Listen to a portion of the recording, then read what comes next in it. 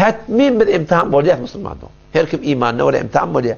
Bäri başy 5 wagt namaz olakan imtihan. Wagty sen gapdan mescitde. Ajip bir zat da. Sen namazda elin gawşyryp durdyň. Doga etýärdiň. İhdines sıratal mustaqim. Ýaly biz dogry ýol sal. Sıratal lezine en'amta aleyhim. Ýaly nigmat beren adamlaryň ýoly sal. Nigmat beren adamlaryň ýoly peýgamberlaryň ýoly. Şehitlerin ýoly, siddiqlaryň ýoly, solahalaryň ýoly. Ajip da bolmaýar astasy. Sen öýüňde mescit bar gapdalyňda. Güne 5 wagt çağırlypdy. Sen de bir tada namaz okyp durdyň. Peýgamberlaryň ýoly sal. Hop peýgamber sam nerede namaz okypdy? Peýgamber sam nerede namaz okypdy? Peýgamber mescitde namaz okyp durdy. Bu taýda elin gawşyryp durdyň ýalla. Sıratal lezine en'amta aleyhim şondan bar peýgamberlaryň ýoly men salawat diýipdi.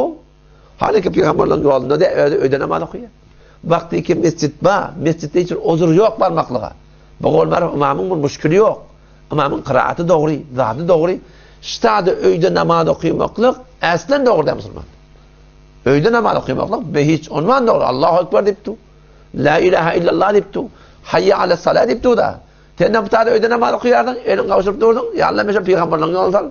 Peýgamberse mescitte namaz okuyupdy. Hatta ahirki günleri ki Peýgamber Huda aleyhissalatu vesselam şu tada 17 namaz, Siddiq radıyallahu anh imam bolýar, 17 namaz.